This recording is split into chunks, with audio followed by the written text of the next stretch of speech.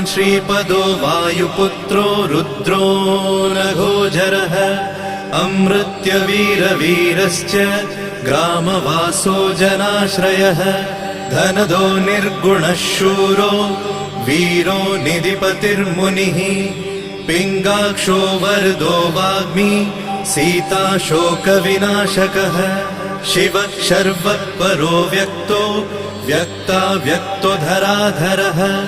पिङ्गकेशः पिङ्गरोमा श्रुतिगम्